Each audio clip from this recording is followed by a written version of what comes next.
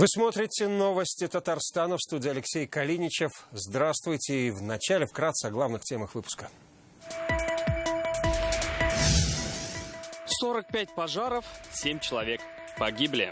За аналогичный период прошлого года случаев гибели на пожарах не было. Какими выдались первые 3 дня Нового года для экстренных служб, расскажет Салават Мухаммадулян. Принудительное попрошайничество. Рад, что мы тебя забрали. Да. Очень. О рабстве 21 века расскажет Рамиль Галиулян.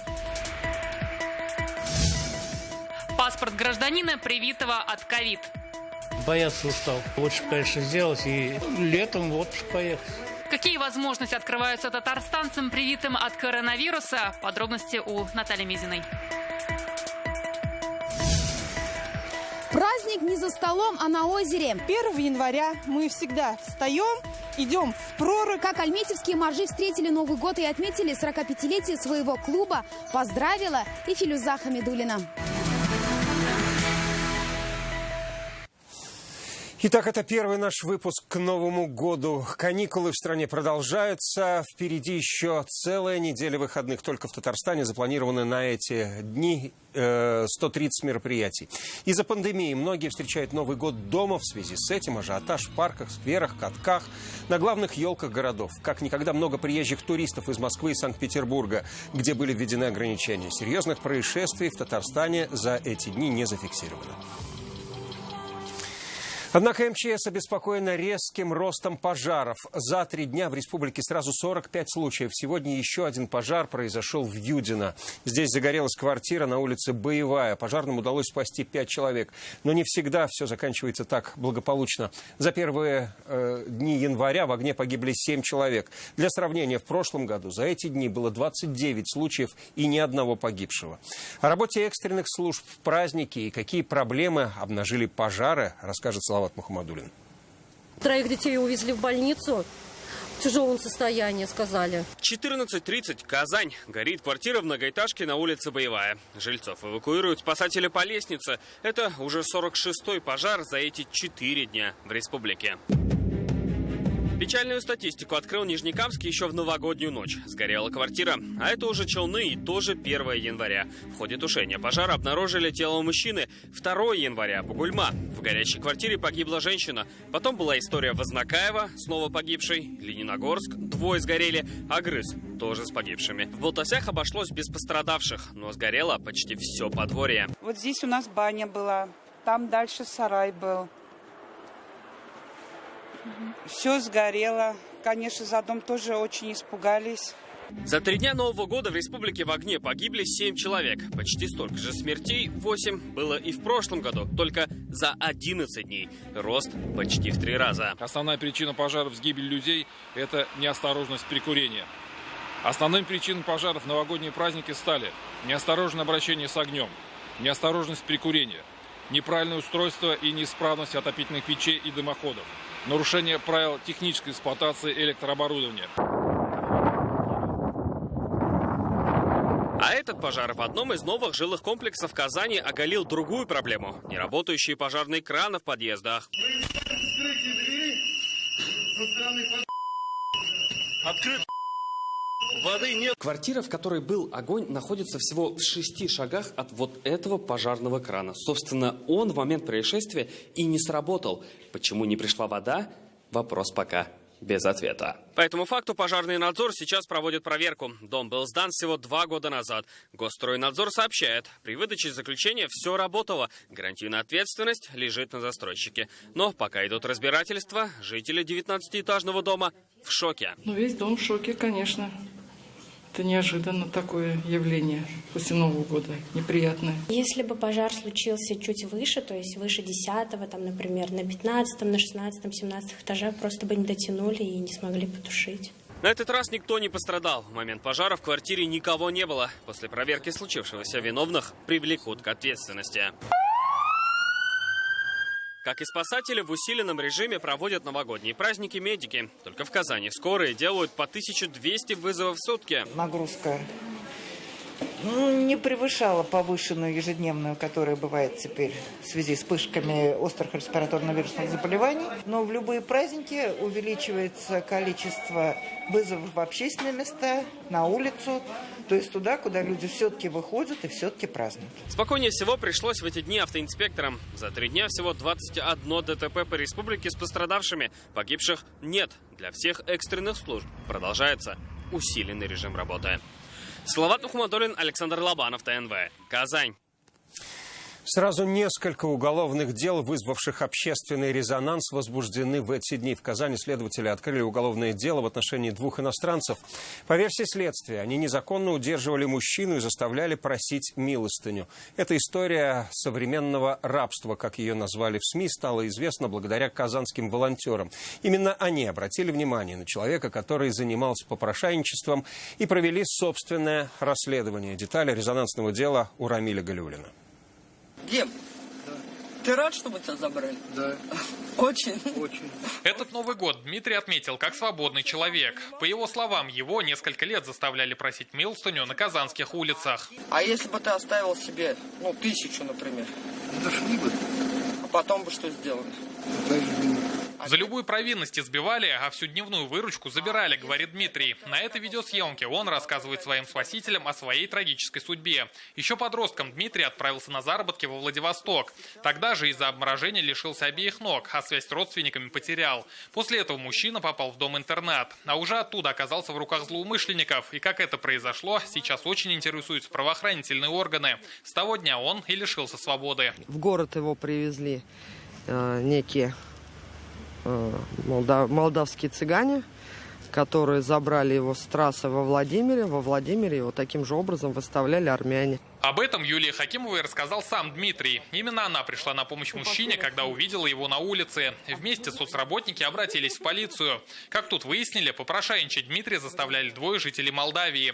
Брат с сестрой держали его в съемном доме, отобрали все документы, телефон и выдали рабочую форму. В настоящее время по данному факту Следственным управлением Следственного комитета Российской Федерации по Республике Татарстан возбуждено уголовное дело по признакам состава преступления, предусмотренного пунктом А части 2 статьи 127 Уголовного кодекса Российской Федерации «Незаконное лишение свободы».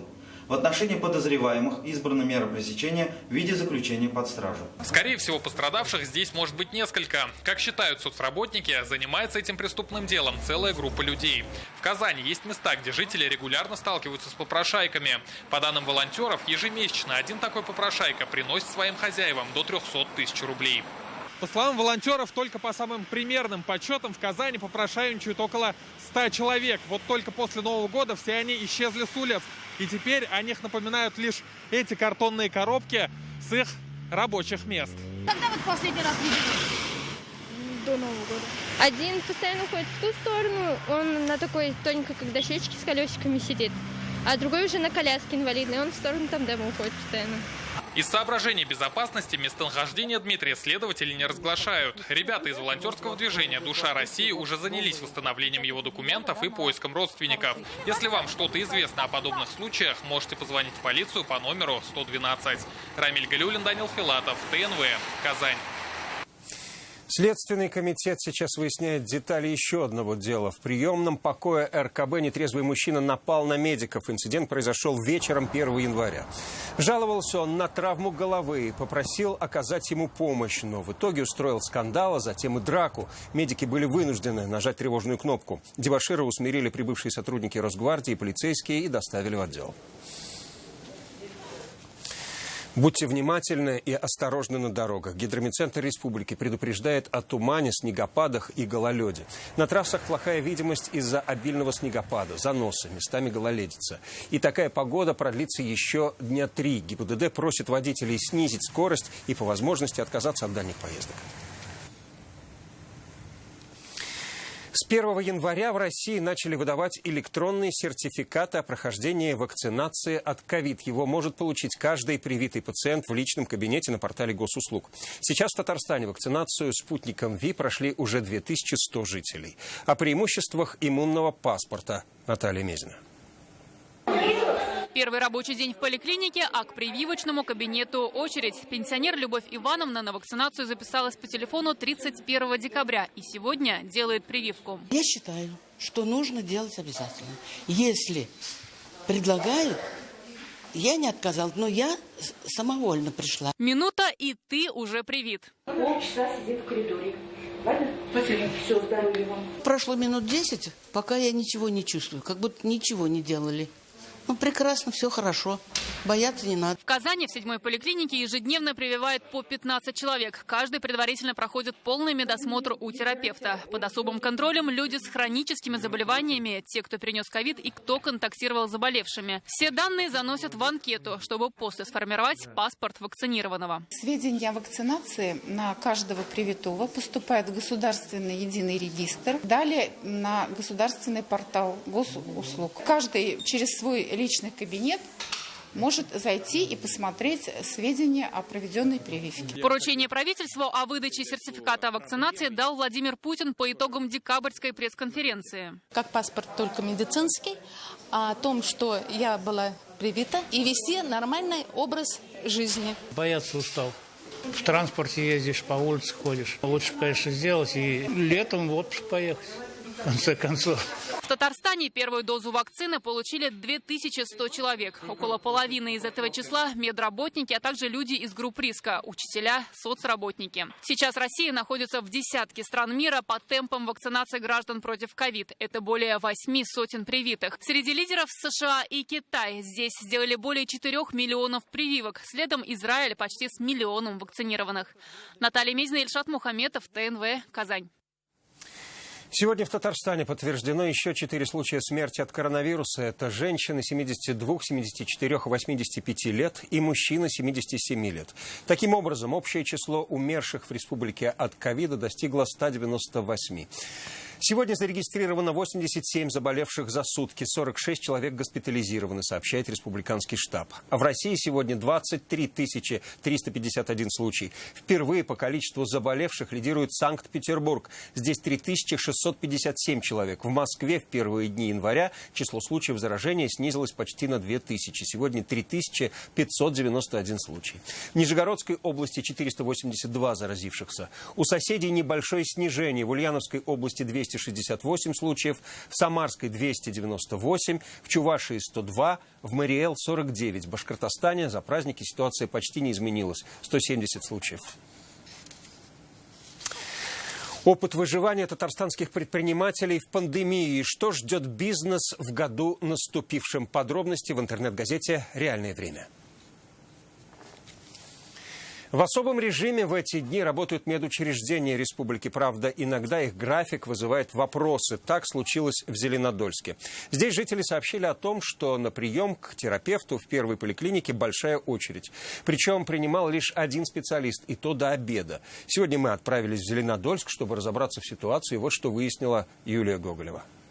Эти кадры, появившиеся накануне в соцсетях, вызвали вопросы у пользователей. Как они пишут, из-за праздничного режима в первой поликлинике Зеленодольска накануне принимал только один дежурный терапевт, и то до обеда. Сегодня мы отправились в Зеленодольск. Дверь в медучреждение, как видим, закрыта. Объявления об особом праздничном режиме нет. Не обязательно, что все работают, но экстренно там тот по специалисту просто. Ну, всякое бывает, Жень. Человек, ну, плохо ему сегодня или вчера было. Куда он побежит? Многие решают сейчас вопросы медицинские.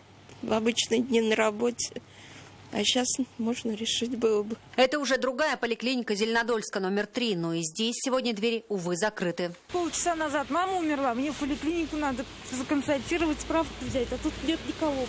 То, что так сделали, такие большие каникулы, врачам тоже надо отдохнуть, понятно, но жителям и вообще... Мне кажется, это большое неудобство. По словам жителей микрорайона, дозвониться в поликлинику, чтобы узнать режим работы этого учреждения, у них не получается. Поэтому, чтобы узнать, как принимают специалисты, нужно только лично сюда прийти. В Минздраве республики нам сегодня сообщили, в Зеленодольске помощь жителям оказывают 3 взрослые поликлиники. Одна, номер 4, работает каждый день в усиленном режиме. 2 другие в дежурном режиме сменяют друг друга через день. Вызовы принимаются по скорой. У ЦРБ есть приемное отделение, которое ведет прием круглосуточно по по экстренным и по плановым показаниям. Просто наплыв очень большой и не всегда могут справляться. Из-за этого возникают очереди. Все работают, помощь получить вполне реально. Что касается работы детской поликлиники Зеленодольска, по данным Минздрава, в ней каждый день дежурит участковый педиатр. График работы дежурных поликлиник можно узнать по номеру регистратуры или на портале госуслуг. Правда, для жителей было бы проще, если бы этот график своевременно повесили на дверях. Юлия Гоголева, Рамзель Гарипов, ТНВ, Зеленодольск. В Казани стая собак чуть не напала на ребенка. История случилась во дворе одного из домов на улице Джаудата Файзи. В сторону играющего малыша кинулись сразу 3 пса. Увидев это, мужчина побежал навстречу и отогнал их. В это время ребенок спрятался за спиной женщины. Как отмечают местные жители, бродячие собаки в этом месте не редкость. Много, 5-6 собак диких, которые подкармливают, кто-то приучает. Поэтому и с детьми жалко. Лай собак. Прям дикий лай, мы не можем спать. Но действительно, ребенок просыпается, мы просыпаемся. Новый год, новые законы. С 2021-го в России вступили в силу сразу несколько десятков правил. К примеру, новый противопожарный режим, регулирование работы на удаленке и проиндексированный мат-капитал. Какие еще изменения приготовил год наступивший, расскажем далее. Те, кто вынужден в сегодняшних условиях работать дистанционно, теперь защищены законом. Вступили в силу изменения в Трудовой кодекс, они продиктованы временем. Удаленка может быть как на постоянной, так и временной основе. Зарплата должна быть сохранена, если объем работы не сократился. Кроме того, с этого года начинают действовать электронные трудовые книжки. С 1 января на 5,5% увеличился минимальный размер оплаты труда. Он составил 12 792 рубля. Тем самым впервые МРОТ превысил прожиточный минимум. Более чем на 6% проиндексированы пенсии по старости. После Нового года подрос и мат-капитал. Сумма за первого ребенка увеличилась на 17 тысяч рублей, за второго и последующего до 155 тысяч. В 2021 году увеличатся акцизы на табачную продукцию и алкоголь. Товары подорожают на 20% и 4% соответственно. Кроме того, в России вновь заработают вытрезвители. Они будут платными. Стоимость пребывания в таких заведениях будут устанавливать регионы. С Нового года вводится обязательная маркировка товаров легкой промышленности. Теперь продавать верхнюю одежду, трикотаж и другое белье можно только со специальными цифровыми кодами. Заработал в стране и новый противопожарный режим. Теперь разводить костры и жечь мусор на частных территориях запрещено. Но если все-таки захотелось сделать шашлык, развести огонь можно в мангале. Изменения коснулись и автомобилистов. Теперь водители не обязаны покупать готовые аптечки, а могут укомплектовать их сами в соответствии с перечнем Минздрава. С этого года в прошлый ушел и знак «Инвалид». Теперь, чтобы воспользоваться бесплатной парковкой, нужно оформить электронное разрешение в Федеральном реестре. А с марта автовладельцев ждут новые правила техосмотра. Станет обязательно фотофиксация процедуры и перевод диагностических карт в электронный вид. Елена Веселова, Рамиль Галиуллин, ТНВ, Казань. Авиакомпания ЮВТ «Аэро» запустила прямые рейсы из Казани в Волгоград и Астрахань. Город-герой можно вылететь по вторникам и субботам, в Астрахань в понедельник, среду, пятницу и субботу. Маршрут поезда «Казань-Вятские Поляны» продлевают до станции Сосновка. Изменения внесли по большим просьбам и для удобства жителей. Как сообщает компания «Содружество», на станцию Вятские Поляны поезд будет прибывать в 19:35. В Сосновке электричка остановится в 19:57. Напомним, все остальные пригородные поезда в новогодние праздники будут курсировать по своему прежнему расписанию. Флаг Татарстана на Эльбрусе в эти праздничные дни водрузил муфтий Татарстана Камиль Хазрат Самигуллин. Во время зимних сборов по джиу-джитсу не только тренировался, но и поднялся на высоту 4460 метров. Фотографиями с Эльбруса он поделился со своими подписчиками в аккаунте в соцсетях, подписав их «Выше нас только льдины». А в Альметьевске отмечает юбилей айсберга. Так называется клуб моржей, который в этом году празднует 45 лет с момента основания. Все новогодние праздники здесь проходят по-особенному. Вместо застолья и мандаринов моржи встречаются на озере и все вместе купаются в ледяной воде. Филюза Хамидуллина увидела новогодние забавы любителей морозов и холода. На улице минус 10, но для этих альметьевцев это только в радость. Бодрые и в настроении они пришли на городское озеро. По традиции моржи клуба «Айсберг» встречают Новый год по-своему. 1 января мы всегда встаем, идем в прорубь, заряжаемся на день. И это самое крутое начало Нового года. Каждый год здесь собираемся, наряжаем елку, вводим хоровод, вот именно в таких колпачках, в таком костюме. И заряжаемся на целый год энергией, радуемся жизни. В проруби сегодня и самый пожилой морж Суфия Ибрагимова. В ледяной воде купается уже 40 лет. Говорит, ни разу не лежала в больнице. В свои 82 года участвует даже в рекордных заплывах. Дает здоровье, красоту, волю, такую, знаете, радость такую. У клуба «Айсберг» этот год юбилейный. Начинались 20 энтузиастов, сейчас их 300. Моржовое братство крепнет с каждым годом. 45 лет назад группа энтузиастов собралась на озере и впервые прорубила прорубь. Вот с той поры у нас и пошла и эта традиция, и новогодняя традиция. Приходите купаться, заряжаться. Новый год в необычном формате впервые встречает и Альберт Хайреддинов. Он здесь новичок. Лишь год назад начал закаливаться. Сейчас хочет стать чемпионом по зимнему плаванию. Это такой адреналин, это заряд именно, вот эйфории получаешь. Холод исцеляет и дает энергию, говорят участники этого клуба. А еще повышает иммунитет. Но многие становятся моржами, чтобы воспитать в себе силу воли. Готов сюда каждый день ходить. На этой неделе я уже 5-й раз. Это в здоровом теле, здоровый дух. Говорят, как год встретишь, так его и проведешь. Любители зимнего плавания, как никто другой, знают это хорошо. Филюза Хамидуллина, Эрик Хабибуллин, ТНВ, Альметьевск. Новые приключения камазовцев на Дакаре. В Саудовской Аравии стартовал 43-й по счету ралли-марафон. Это 12 этапов. Гонщики проедут 4767 километров и финишируют 15 января в Джидде. В этом году здесь участвуют 295 экипажей, 4 из них КАМАЗы. Сюрпризы начались с первого этапа. С чем столкнулись гонщики, узнаете из нашего материала. Такого на Дакаре не было давно. Сразу с первого этапа участникам предложили нереальные условия. Многие теряли время, объезжая прямые пути. Кто-то терял запчасти автомобилей. Было все четко, прям мы очень долго ехали по руслу, все било, все привязки били. И мы приехали просто в тупик, можно сказать. Туда залезли даже наверх, но там не смогли привязаться, съездили обратно, опять наверх выехали. И уже наверх выехав, Дима уже просто поплыли, примерно ориентируясь и понимая, какой курс должен, просто начали выходить на нужное русло, на нужную дорогу. Белорус Сергей Вязович вовсе вторую часть этапа был вынужден ехать без лобового стекла. И здесь грузовикам создали максимально экстремальные условия. Как и ожидалось, выдерживали не все. Вторая половина гонки, там с 200-го километра, просто не проехать грузовику. Очень узко и по высоте, и по ширине мы посрывали ограничители дверей, открылись двери. Ветка в стекло попала. Там он как мост был. Вон на каком уровне ветка, то есть там без вариантов не проехать. Не знаю, зачем завели грузовики в такие места. Столкнулся с техническими проблемами действующий победитель Дакара Андрей Каргинов. У его автомобиля полетел привод, на устранение ушло больше часа. Начало гонки только первый день, большая потеря времени, но тем не менее нужно везде рассматривать свои... Гонка не остановилась, остальные 3 экипажа продолжают движение, нужно помогать им. Первый на финише первого этапа наш Дмитрий Сотников. За ним Алис Лопрайс и Антон Шибалов. На втором этапе караван-ралли ждут дюны, а финиш запланирован в пустыне Рубель-Хали. Салават Мухаммадуллин, Алмаз Гафиатов, ТНВ, Саудовская Аравия. И, как стало известно, экипаж Дмитрия Сотникова выиграл и второй этап ралли Дакар в зачете грузовиков. На втором месте Айрат Мардеев, третье место занял белорус Сергей Вязович. На этом у нас все. Далее о погоде. Хороших вам выходных и до встречи.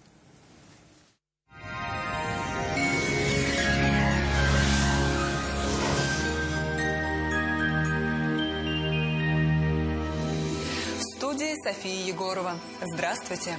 Мягкое и снежное начало января пришлось как нельзя кстати. К новогодним каникулам. О погоде поговорим через несколько секунд. Спонсор выпуска ПАО «Акбарсбанк». Живите лучше. Что значит жить лучше? Ценить то, что имеешь, но всегда стремиться к большему. Превращать свои ресурсы в возможности, а возможности в результаты. Чтобы каждый твой новый день был еще лучше предыдущего. Потребительские кредиты с выгодными ставками от Акбарсбанка. Живите лучше. По данным сервиса Яндекс.Погода, в Бугульме, Бавлаха и Азнакаево ожидается облачность и небольшой снежок. Без значительных морозов, минус 5-6 градусов. Комфортная погода ожидается в Набережных Челнах, Нижнекамске и Елабуге. Без существенных морозов, минус 3, прогнозируются снегопады. В Агрызе, Менделеевске, Актаныше небольшой мороз, минус 3-4 градуса, возможен снег. В Арске, Кукмаре и Балтаси местами осадки, небольшой мороз до минус 4. В Болгаре, Дрожжином и Буинске сохраняется облачная погода с незначительными осадками. Днем минус 2-3 градуса. В Альметьевске, Чистополе, Мамадыше небольшой снег и умеренный мороз, минус 2-4 градуса. В среду осадки прекратятся, похолодает. В Казани облачно и довольно снежно. Днем местами прогнозируются снегопады. Около 2 мороза. Ветер южный, умеренный. Атмосферное давление в норме 767 миллиметров ртутного столба. Влажность воздуха 92%.